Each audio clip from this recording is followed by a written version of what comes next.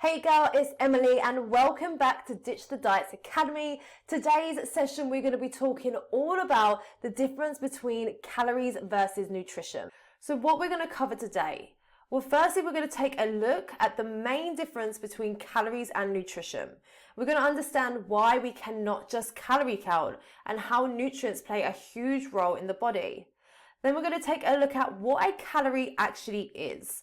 Now, you might be thinking, what the hell are you talking about? Like, calories are calories. But calories are a lot more than just calories, right? And that's what we're going to take a look at today. We're actually going to discover what their main purpose is within the body. And then lastly, we're going to take a look at inflammation.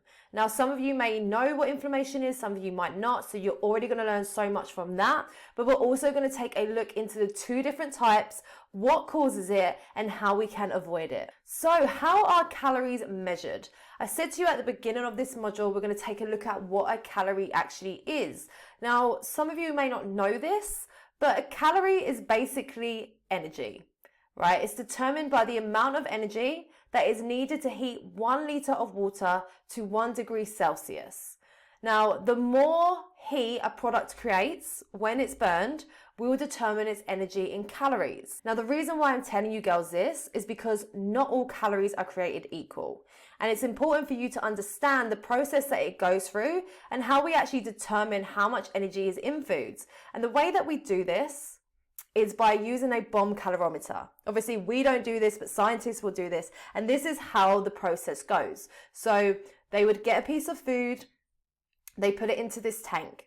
They fill the tank up with water. Then what they do is they heat the food and then they take the temperature of the water once that food has been burned. And then what that's going to do is that's going to tell them how many calories or how many kilojoules come off that food. So then what they do is they get the kilojoules and then they convert it into calories.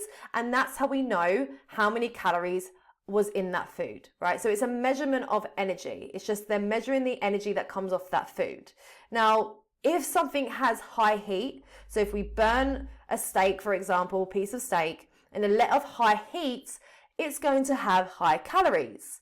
However, if we burn something else, let's say a chocolate bar, and that gave us low heat, that's going to have low calories, right? It's as simple as that.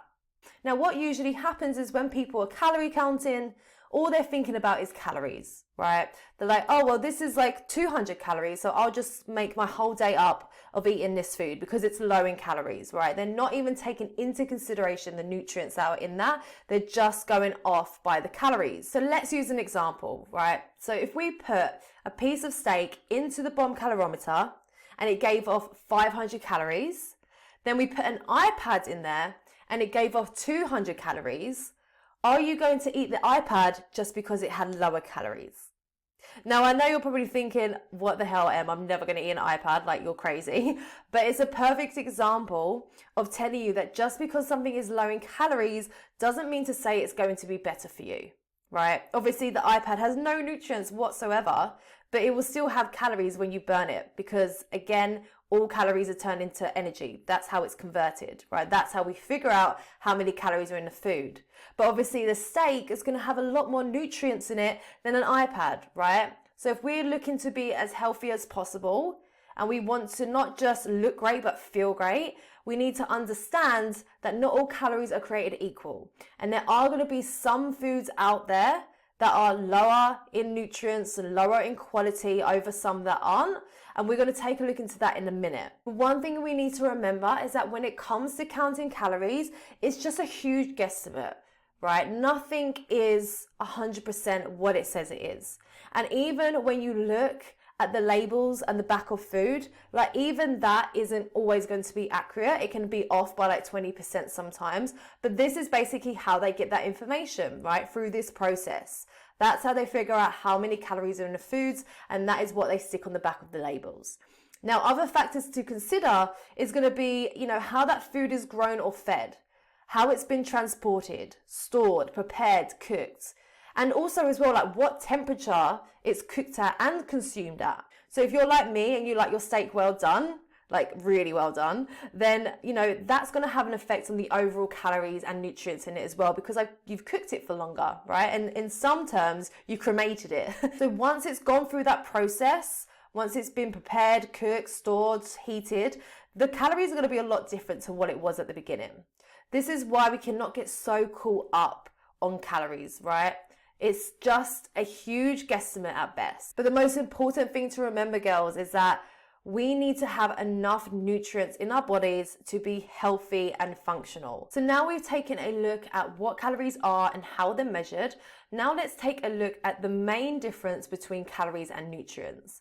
So calories, like we just said, they are a unit of energy. Food calories are determined when that food is burned in the lab, when it's burned in that bomb calorimeter. And essentially they have nothing to do with the nutritional value of food, or in some cases, how food is metabolized in the body, right? Okay, so calories are literally just that. They are energy. Nutrients, on the other hand, these are the substances found in the body needed to function and maintain health, right? And you are going to find nutrients in vitamins, minerals, your macronutrients, right? So your proteins, fats, fiber, and even antioxidants. So if you remember back to the macronutrient module we did, and we spoke about all the different types of macros, and we touched on micros as well, that is basically what your calories are made up of. Those are where we're going to get our nutrients from. Really important. But what's also important to understand is that it's possible for foods that are high in calories to have no nutritional value, and also on the other hand, for some foods to contain low calories that offers high nutritional value. So let's take a deeper dive into that, because this is so important to understand. Once you can get your head around what we call this calorie quadrant, it makes choosing foods for fat loss so much easier. Because like we said before, if you do not have the right amount of knowledge or education when it comes to building your dream body and living a healthy lifestyle that is sustainable without eliminating food groups and not being able to go out with your friends, if you don't have this knowledge, it makes it very, very hard to do that. So having this knowledge available is going to make your fat loss journey so much easier. So with that said, let's take a look at this quadrant. Now, I've put it in a really simple way for you to understand. So how we need to look at foods is that some foods are going to be low in calories, really low in calories, but they're also going to be high in nutrition. Some other foods can be low in calories, but low in nutrition. So let's start with this side first. Let's take a look at the difference. So low calories, high in nutrition.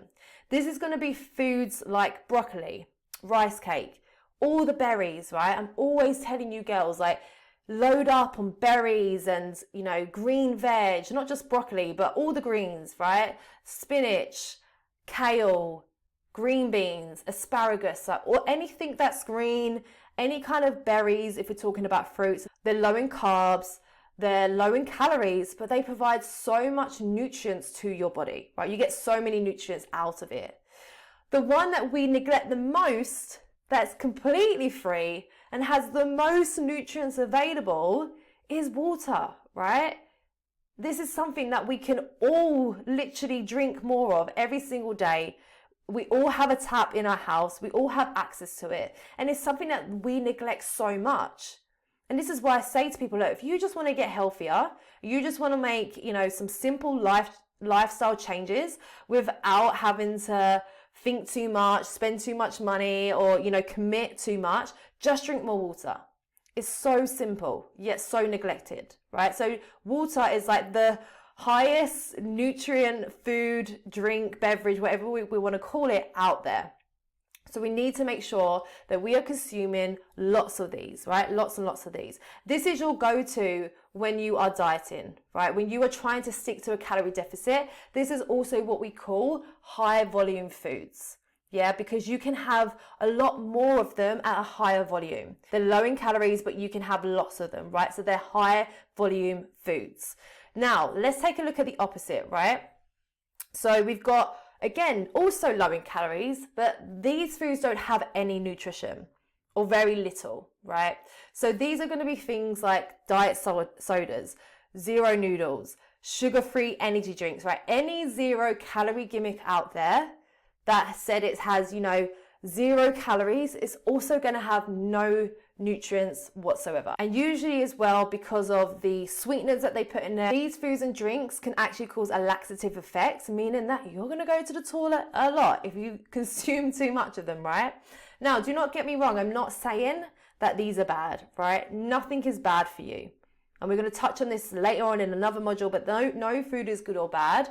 But understanding that foods that are lower in nutrition, we probably don't want to consume too much of, right? Because again, it's going to have an effect somewhere down the line. What's also important to remember, girls, is that if you are consuming a lot of these, especially the food ones, so I don't know if anyone's ever heard of zero noodles, which is crazy, but it's actually a thing that they have out. And I remember I had a client who ate a bowl of zero noodles, and he was like, oh yeah, I found these zero noodles. I was like, okay, great. And like, how did you feel after? He was like, fucking starving. I was like, of course, right? Because you've literally just eaten something that has 0 calories in. And if we remember, calories are energy, and we need energy to help us feel alive, help us feel full. And if we're consuming stuff that has no calories in it, we're not going to feel full and satisfied, right? So things like diet sodas and, sugar-free sweeteners and sauces and stuff, that's fine, because, you're just going to add it to your foods. It's not in replacement of foods, which is great. But remember as well, like I said, having too much of it can cause, for some people as well, if you suffer with IBS or just you bloat very quickly and you're very sensitive to sweeteners, I would definitely recommend to limit the amount of these things that you have. I'm very sensitive to this stuff as well. So I will literally usually only have like 1 diet soda a day during the summer, and that's it. Anything more will flare my stomach up. So just remember that. Okay, so now let's look at the other side, because this is when it gets interesting. So I'm going to start at the bottom first. This side, we have high calories, and at the bottom, it's low nutrition. So these are all the foods that contain so many calories that will build up so quickly over time if we do not watch it or if we do not limit our intake. And there's really obvious things, right? We all know fizzy drinks, like full fat fizzy drinks, crisps, sweets, fast food, chocolate, pizza, alcohol. This is all the stuff that will build up over time. And this is usually how people do gain weight and they do get obese, because it's so convenient to eat these foods, right? It's literally on our doorstep. It's everywhere we go. It's on TV. It's on apps. We can get Uber Eats now. We can get Just Eat. Like, we can get anything we want within seconds or minutes. It depends where you live. And it's so available that it becomes dangerous. And if we don't have this knowledge and we don't limit our intake, and we're not only eating this 20% of the time, if that 20% becomes 80%, this is how you can see now why it's so easy to gain weight, right? Why it's so easy to become unhealthy and develop diseases like we spoke about in the previous modules, because it's just so convenient. Now, the one above it here, some of you might be shocked about this, right? Because these foods here are very high in calories, just like down here. But the major difference between the two is that these foods are high in nutrition and these foods aren't, right? These foods have so much nutrients in them. Yeah, like nuts, so good, right? Avocado, fatty meats, tropical fruit. Some of you might have not known that. Fruit juices, oily fish, coconut oil, dairy products, right? So other than the fruit juices, now usually people will class all these foods here, probably other than fruit juice, healthy, right? They think that, right, okay, I'm going to start a diet, and they start to eat a lot of these foods, especially avocado and nuts. This is where people get caught out, because a handful of nuts could easily be between 200 to 300 calories. A whole avocado could easily be 400 calories, right? And if someone's eating nuts and avocado multiple times a day, plus they're cooking in coconut oil and they're having like tropical fruits like pineapple and mango, and they're making all these smoothies, this is how it adds up. So I've had so many clients in the past like come to me saying, oh, I'm eating really healthy, but I just can't lose fat.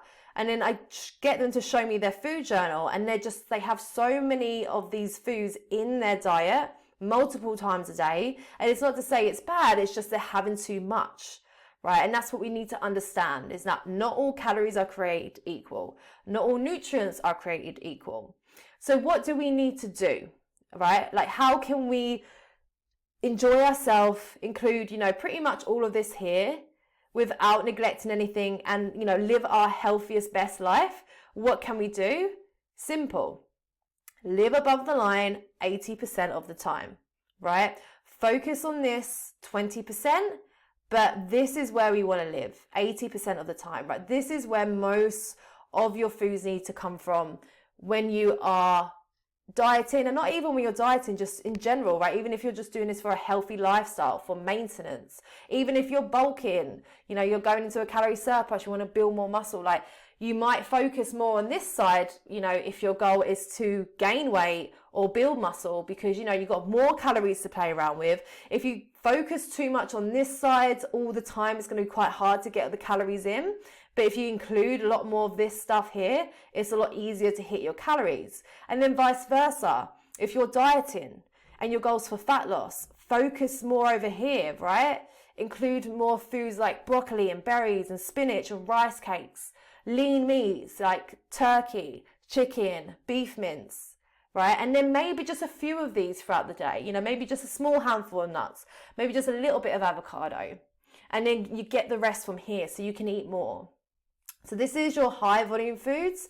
This is more like your low volume foods. And if you take a closer look, most of the foods on here is going to be fats, right? There's not really, other than the fruit, any carb sources there. It's all going to fall under the fat category and maybe a little bit of protein. And if we remember that fats are our highest source of fuel, right? 1 gram contains 7 calories.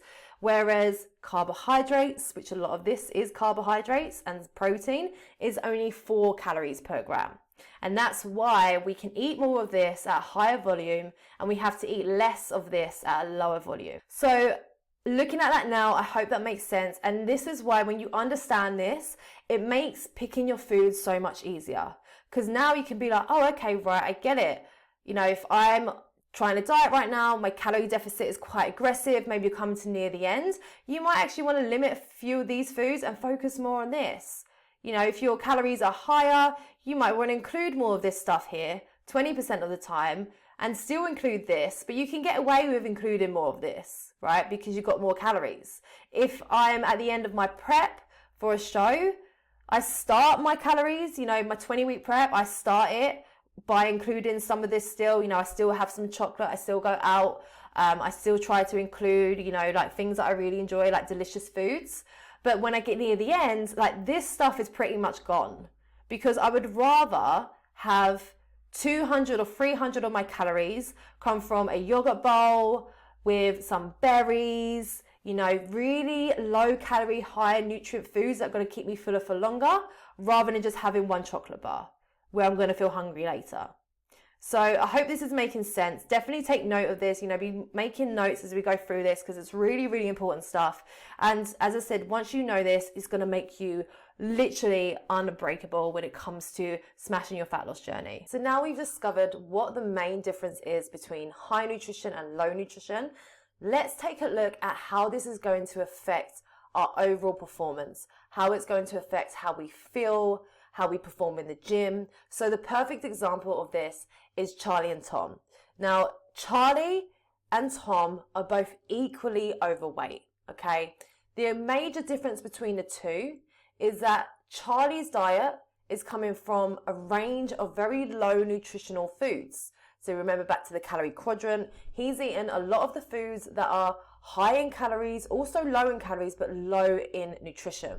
And this is going to consist of things like chips, crisps, alcohol, fast food, chocolate, fizzy drinks, and processed meats.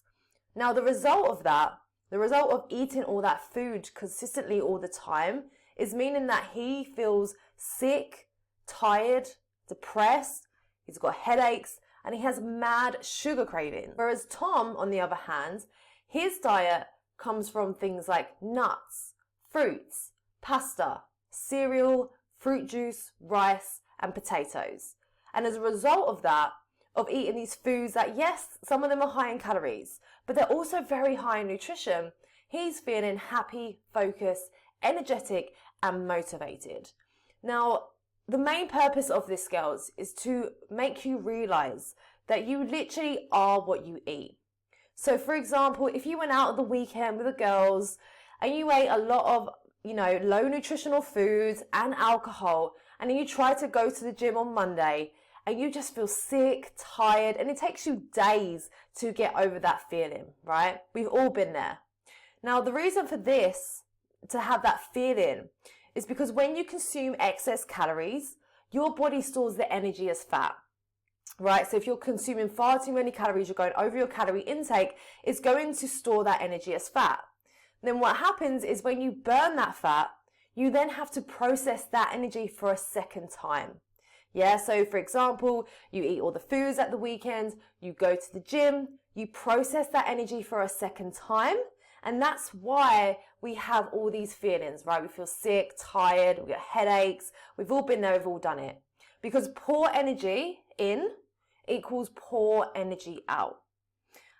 And obviously, girls, I'm all about the 80-20 rule. But if we eat 80% of the time low nutritional foods like Charlie, this is how we're going to feel 80% of the time, right? And that's not what we want. We want to feel like this 80% of the time and feel like this 20% of the time. Another thing to remember as well is that when you start to adapt a healthy lifestyle, like Christmas is the perfect example, right? Over Christmas, we overindulge. Everyone's like, right, come January the 1st, I'm going to get back to the gym. I'm going to get into healthy eating. They do it for about 2 weeks and then they fall off. One of the reasons is obviously because they don't have sustainable goals or they don't have a strategy. But the main reason for that is usually because, again, people are processing all this energy, all this stored energy a second time after Christmas. And they don't give it enough time for that energy to go out of their system, that this is how they usually feel, right? Some people are like, I tried working out, but I just felt so tired all the time. I felt sick, and they can't get past this feeling because they're not giving it enough time. So if you can relate to this right now, just remember, girls, that it takes time. The older we get as well, the longer it's going to take for that energy to go out of our system. I feel like it takes me 5 days now to recover from a night out, and everyone's different, right? So let's just remember, as long as we are living here 80% of the time, it's okay to be here 20%, right? That's what it's all about. So next, we're going to take a look at what is called inflammation. Now, some of you may know what this is, some of you may not, but it's really important to understand what it is and how it affects the body. Now, there are 2 types of inflammation. First of all, we have acute inflammation, right? Now, acute inflammation is basically how your body fights infections, toxins, and injuries, right? It's what helps speed up the healing process. So as you can see, I've got a picture here of someone stumping their toe. Now, I'm sure we can all relate. You get out of the shower in the morning and you hit your toe and you get that throbbing feeling. That is what we call acute inflammation, okay? So signs of acute inflammation are, like we just said, that swelling, throbbing pain, redness, warmth, yeah, so if you hit something, it heats up, or if you get a splinter, for example, it swells, and the pain around the tissues and the joints that occurs are in response to an injury, like when you cut yourself, for example, okay? So that is acute inflammation. And when the body is injured, your immune system releases white blood cells to surround and protect the area, okay? So that's how the process goes. Now, the whole process usually lasts for just a few hours or a few days. Now, what happens is if inflammation lingers around too long, this is how it leads to chronic inflammation. So chronic inflammation happens when this response lingers, like I just said. So leaving your body in a constant state of alert, okay? So it's always under stress. It's something that we don't usually feel straight away. There's no immediate pain, but it's just the prolonged amount of stress that's going to cause this. And unlike acute inflammation, there's no immediate pain, right? So it's not like when we stub our toe and there's immediate pain, but because there is no immediate pain and it lingers for so long, it creates huge amounts of stress on the body. And over time, the chronic inflammation may have a negative impact on your tissues and organs. And this is how later on down the line, it can play a huge role in almost every major disease. For example, when you look at this guy here, he's got tons of diseases such as obesity, diabetes, cardiovascular disease, joint pain, eye disorders, cancers, infections, arthritis, Alzheimer's, okay? So lots and lots of things that we really don't want to happen, right? We want to avoid that as much as possible. Now, the difference between acute and chronic is that chronic inflammation can last for weeks, months, or even years. And if it does linger for too long, then it can cause various health problems like we just said here.